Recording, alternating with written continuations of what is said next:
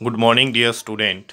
आज हम डिस्कस करेंगे बोर मॉडल की डेवलपमेंट्स मीन्स जिन्होंने सपोर्ट किया बोर मॉडल को। अब जो रदरफोर्ड मॉडल हमने किया था उसमें फर्स्ट ड्रॉबैक थी कि इलेक्ट्रॉन जब रिवॉल्व करता है न्यूक्लियस के चारों ओर वो रेडिएशन एमिट करता है। रेडिएशन क्यों एमिट करता है, क्या बताया था कि जब भी कोई चार्ज पार्टिकल एक्सेलरेट करता है वो रेडिएशन एमिट करता है, उसकी एनर्जी घटती है, जिसकी वजह से क्या होगा, जो इलेक्ट्रॉन है वो अपना ऑर्बिट घटाएगा और फाइनली किस में गिरेगा, न्यूक्लियस में। लेकिन वाकई में ऐसा कुछ नहीं होता है। उसको डिटेल से पढ़ने के लिए जो ड्रॉबैक्स थी रदरफोर्ड मॉडल की, उसी के बेस पे डेवलपमेंट मिली हमें। किसके लिए? बोर मॉडल के लिए। फर्स्ट डेवलपमेंट क्या थी? टू मेजर डेवलपमेंट है जो काफी इंपॉर्टेंट रोल प्ले करती हैं in postulating Bohr model of an atom. There are two development which play an important role किसमें? in the development of Bohr model. या इन पोस्टुलेटिंग, किसको पोस्टुलेट करने के लिए? Bohr's model of an atom. These are, क्या है ये? First तो यही है कि जो वहां से रेडिएशन निकली थी, इलेक्ट्रॉन जब भी एक्सेलरेट हो रहे हैं न्यूक्लियस के चारों ओर, वहां से रेडिएशन निकली थी जो इलेक्ट्रोमैग्नेटिक रेडिएशन है। उसके पास क्या है? वेव और पार्टिकल दोनों की प्रॉपर्टी है। इलेक्ट्रोमैग्नेटिक रेडिएशन है जो possess both wave like and particle like property. इसको ड्यूल नेचर बोलते हैं इलेक्ट्रोमैग्नेटिक रेडिएशन का।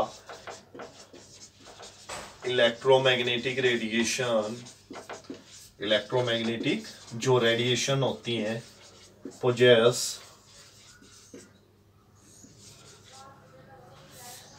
both wave like and particle like property. दोनों की प्रॉपर्टी होती है इलेक्ट्रोमैग्नेटिक जो रेडिएशन होती है, दोनों की प्रॉपर्टी है वो पार्टिकल की तरह भी बिहेव कर सकती है और वेव की तरह भी बिहेव कर सकती है। इसको हम क्या बोलते हैं? ड्यूल सिम सुना होगा आपने, मोबाइल भी बोलते हैं ड्यूल सिम, जिसमें दोनों सिम चलती हैं। तो उसी तरह से इलेक्ट्रोमैग्नेटिक रेडिएशन है जो वो पार्टिकल की तरह भी बिहेव कर सकती हैं और वेव की तरह भी। Dual nature of electromagnetic radiation.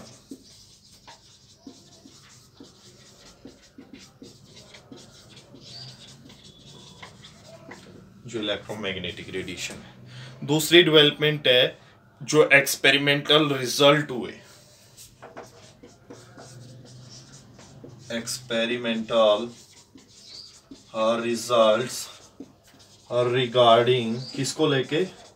Atomic spectra को लेके। एटॉमिक स्पेक्ट्रा उनको कैसे एक्सप्लेन कर सकते हैं? अगर हम क्या एज्यूम करें? क्वेंटाइज्ड इलेक्ट्रॉनिक एनर्जी। इलेक्ट्रॉन की एनर्जी क्या है भाई? कांस्टेंट है। इलेक्ट्रॉन अपनी एनर्जी नहीं खोता है। उसी के बेस पे हम किसको एक्सप्लेन कर सकते हैं? एटॉमिक स्पेक्ट्रा को।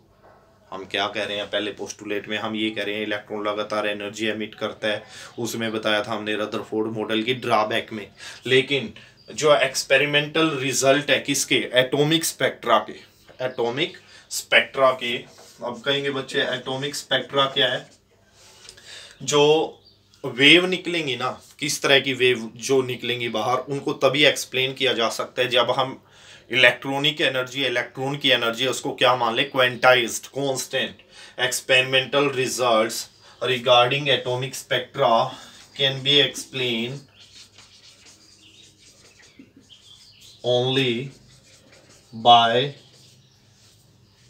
केवल तब, कब? बाय एज्यूमिंग, क्या एज्यूम करके? क्वेंटाइज्ड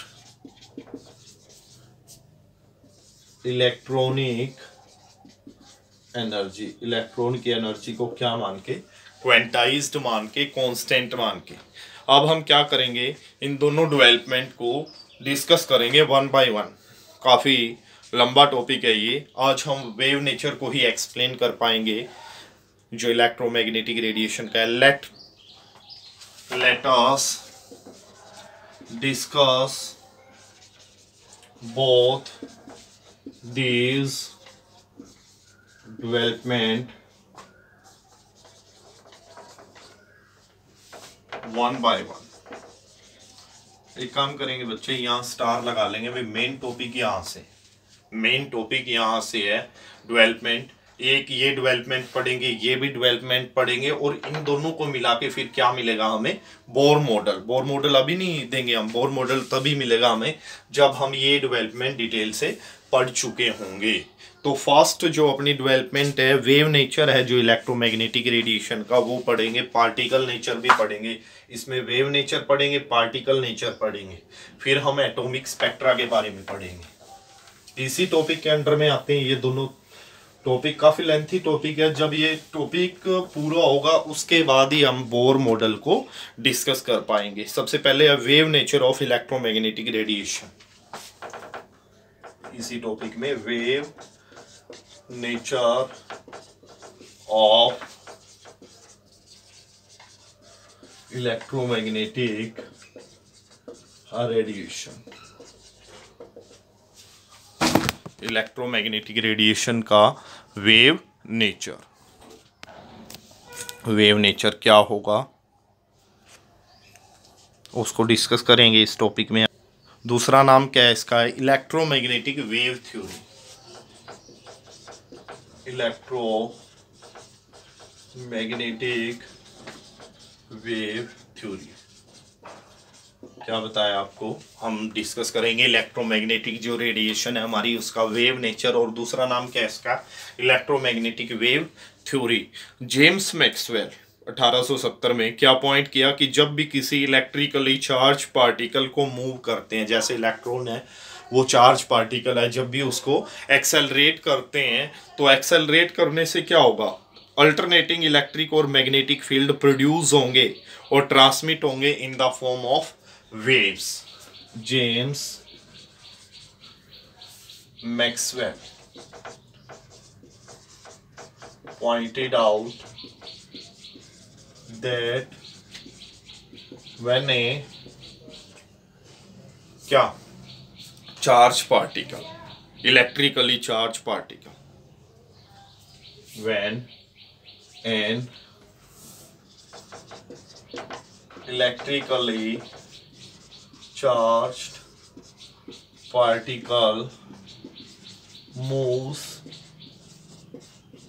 under acceleration, acceleration में मूव करता है तो अल्टरनेटिंग, अल्टरनेटिंग का मतलब एक के बाद एक,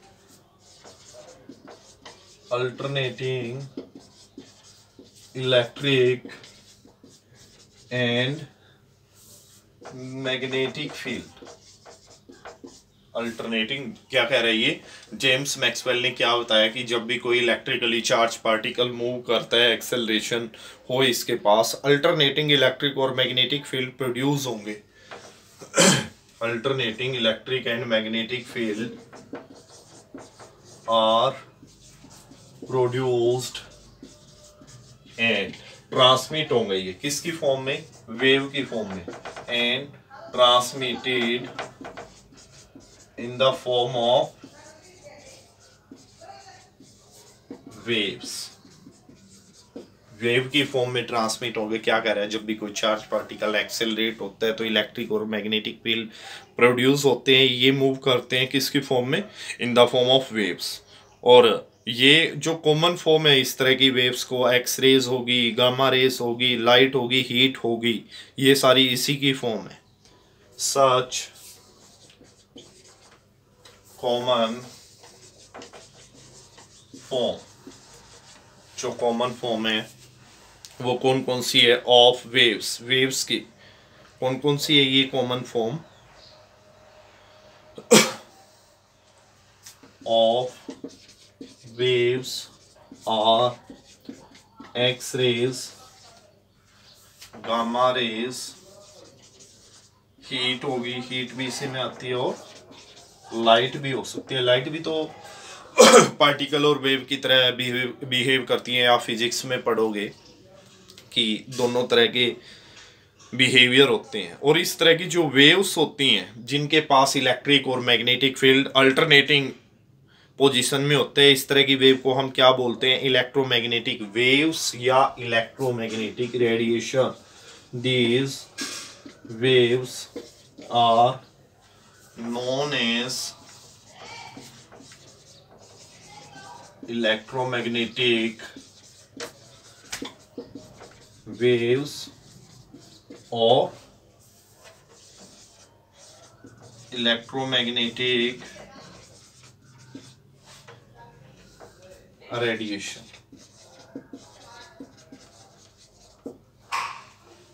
अब प्रॉपर्टीज हैं इलेक्ट्रोमैग्नेटिक थ्योरी की, वेव्स के भी हम पढ़ेंगे।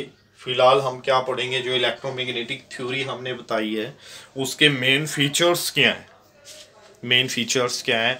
वेव की क्या प्रॉपर्टीज हैं? Main features of electromagnetic theory. Main feature क्या है?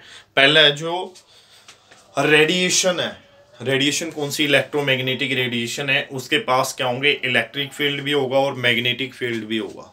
ये दोनों आपस में भी परपेंडिकुलर होंगे और जहां वेव प्रोपेगेट कर रही है उसके भी परपेंडिकुलर, यानी वेव की डायरेक्शन और इलेक्ट्रिक फील्ड और मैग्नेटिक फील्ड तीनों के तीनों क्या होंगे? परपेंडिकुलर होंगे एक दूसरे के। The electromagnetic radiation first feature है जो द इलेक्ट्रोमैग्नेटिक रेडिएशन है जो consist of both electric and magnetic field, दोनों होंगे, वो भी परपेंडिकुलर ऑसिलेट करते हैं। ये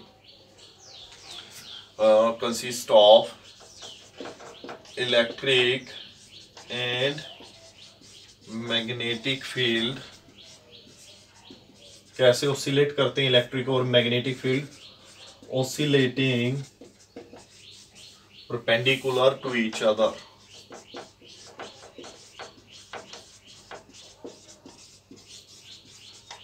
एक दूसरे के परपेंडिकुलर होंगे। क्या कह रहा है? जो इलेक्ट्रोमैग्नेटिक रेडिएशन है इसके पास इलेक्ट्रिक फील्ड भी और मैग्नेटिक फील्ड भी है और ये दोनों ऑसिलेट करते हैं परपेंडिकुलर एक दूसरे के। And both are perpendicular to the direction of propagation of waves. And both are perpendicular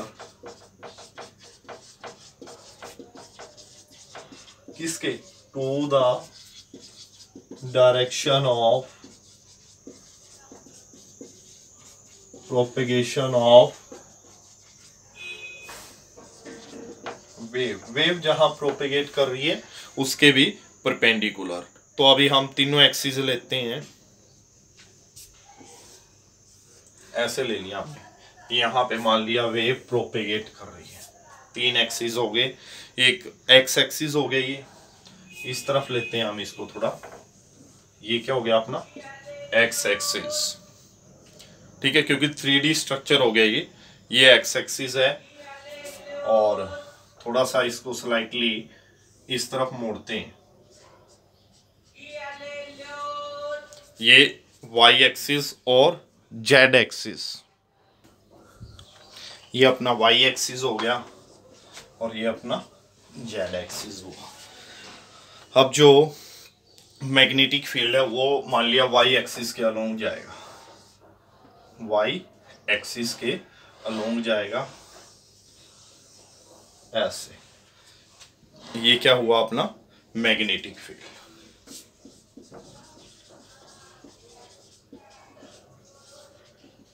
और ये क्या है? एक्स एक्सिस के अलोंग क्या है? डायरेक्शन है। किसकी डायरेक्शन है? प्रोपेगेशन की। वेव कहाँ जा रही है? Direction of propagation of wave.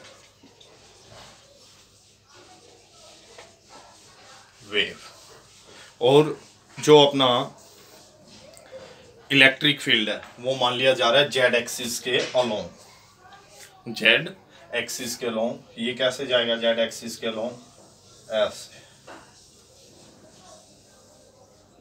ऐसे जेड एक्सिस के अलोंग है ये।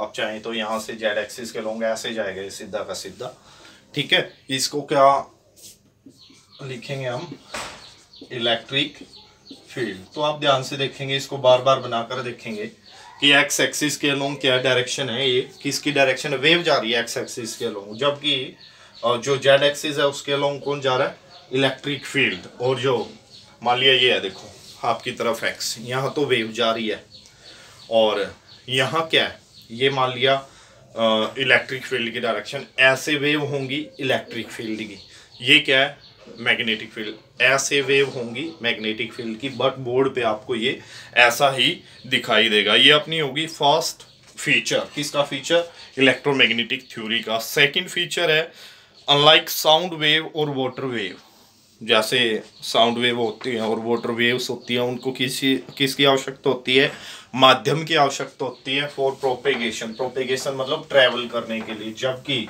जो अपनी इलेक्ट्रोमैग्नेटिक वेव्स होती हैं they do not require any medium for their propagation, unlike sound waves और वाटर वेव, उनसे अलग। अनलाइक का ये मीनिंग है, अनलाइक साउंड वेव्स और वाटर वेव्स, जो साउंड वेव होती हैं और जो वाटर वेव्स होती हैं उनको मीडियम की आवश्यकता होती है प्रोपेगेशन के लिए।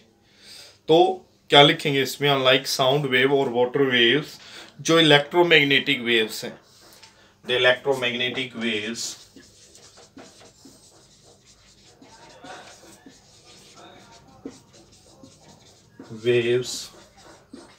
do not require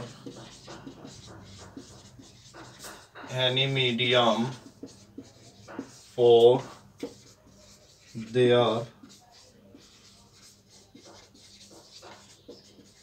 propagation. जिस तरह से साउंड वेव और वाटर वेव को माध्यम की आवश्यकता होती है एक जगह से दूसरी जगह जाने के लिए, ट्रैवल करने के लिए, इलेक्ट्रोमैग्नेटिक वेव्स जो होती हैं they do not require any medium for their propagation. Third है अपना, जो इलेक्ट्रोमैग्नेटिक रेडिएशन होती है इनके पास वेव करैक्टर होता है और ये लाइट की वेलोसिटी से ट्रैवल करते हैं। इलेक्ट्रोमैग्नेटिक और रेडिएशन पोजेस क्या, wave nature and travels with the speed of light। Light की स्पीड 10⁸ मीटर सेकेंड इनवर्स। ये थ्री अपनी प्रॉपर्टी हुई। तो यहाँ से हमें क्या पता चला कि इलेक्ट्रोमैग्नेटिक वेव्स जो होती हैं उनके पास वेव करैक्टर होता है। हम पार्टिकल करैक्टर भी पढ़ेंगे।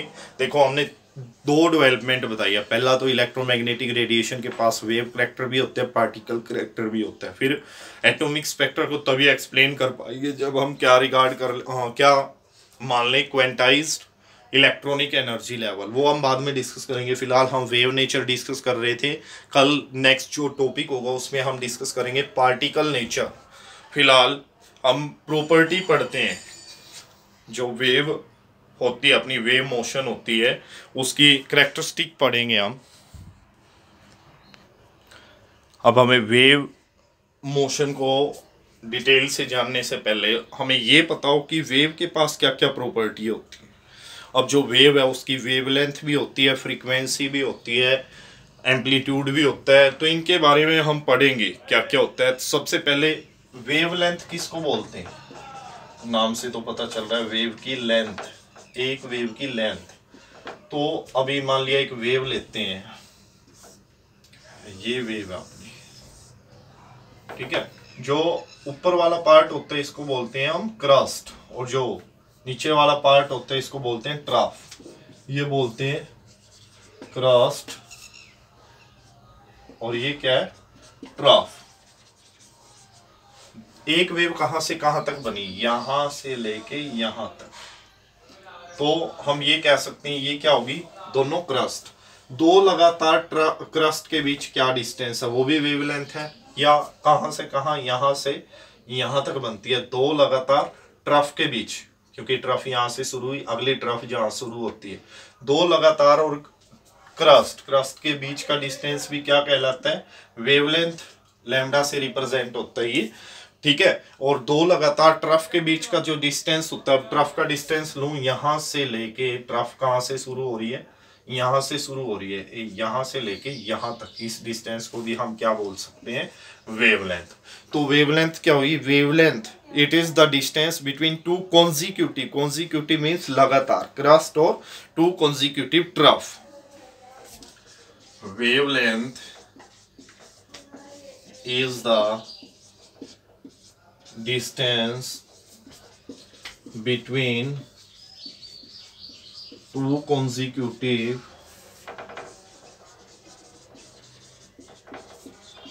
crust or two consecutive trough।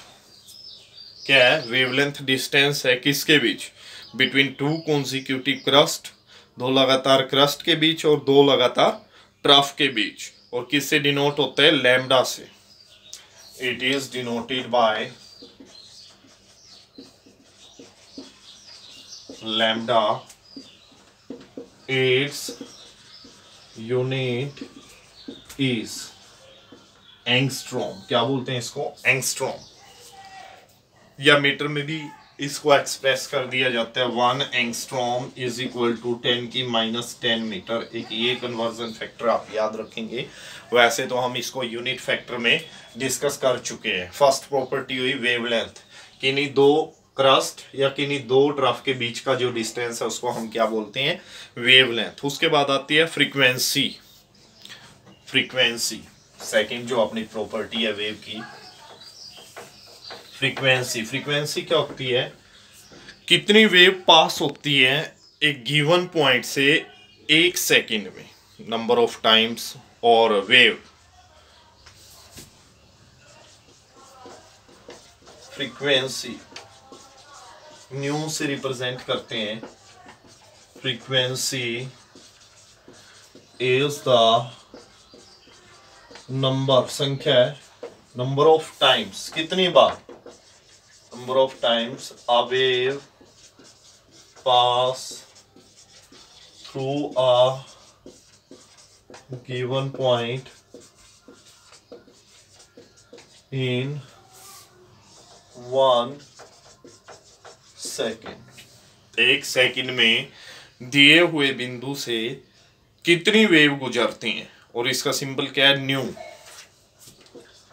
It's symbol is nu, या it is expressed by nu से इसको डिनोट करते हैं, न्यू। और जो इसकी यूनिट है, यूनिट क्या है, hertz, and unit is hertz, HZ। Second inverse भी बोला जाता है इसको। Nu is equal to 1/t, 1/टाइम, ठीक है। उसके बाद आती है वेलोसिटी। वेलोसिटी क्या होगा,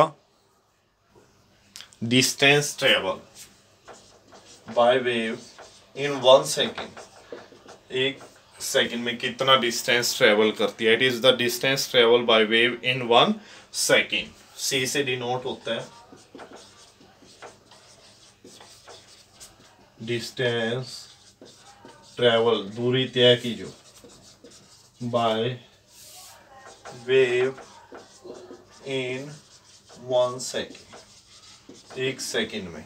और किससे डिनोट करते हैं इसको, सी से क्यों करते हैं, वी से क्यों नहीं करते, क्योंकि ऑलमोस्ट जितनी भी वेव है जो सारी की सारी किससे ट्रेवल करती है, with the speed of light, और स्पीड ऑफ लाइट को किससे डिनोट करते हैं, सी से। तो इसका सिंबल भी इसलिए सी है। It is denoted by c and have unit metre second inverse. ये हो गया अपना वेलोसिटी। नेक्स्ट है एम्पलीट्यूड, जो लास्ट प्रॉपर्टी है वेव की। एम्पलीट्यूड, एम्पलीट्यूड क्या होता है, वैसे तो वेव नंबर भी है। एम्पलीट्यूड क्या होता है, ए से रिप्रेजेंट होता है। पहले तो मैक्सिमम हाइट है किसकी, क्रस्ट की, या डेप्थ है किसकी, ट्रफ की।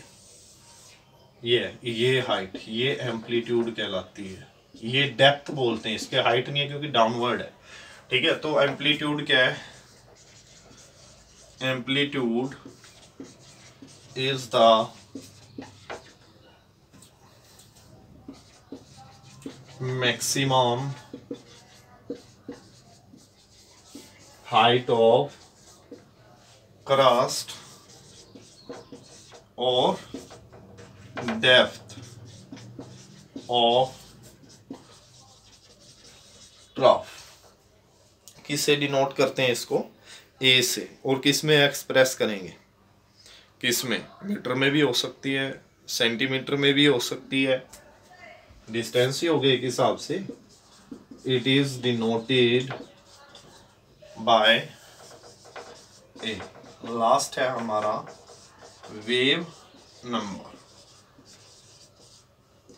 किससे रिप्रेजेंट होता है वेव नंबर, न्यू बार से। न्यू से होती है अपनी फ्रीक्वेंसी, न्यू बार से वेव नंबर। वेव नंबर क्या है, wave number number of waves है ये जो 1 सेंटीमीटर लेंथ में प्रेजेंट होती है। It is the number of waves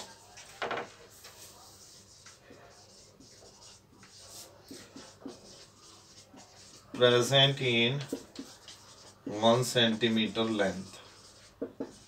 It is denoted by, किससे डिनोट करेंगे, न्यू बार से। और इसका फॉर्मूला क्या है, nu bar is equal to 1 by lambda. और यूनिट क्या होगी इसकी, लैम्डा मीटर में है तो मीटर इनवर्स। आज के लिए इतना ही करेंगे, कल हम नेक्स्ट जो टॉपिक होगा उसको डिस्कस करेंगे। आज हमने डिस्कस किया वेव नेचर को। आज के लिए इतना ही, थैंक यू।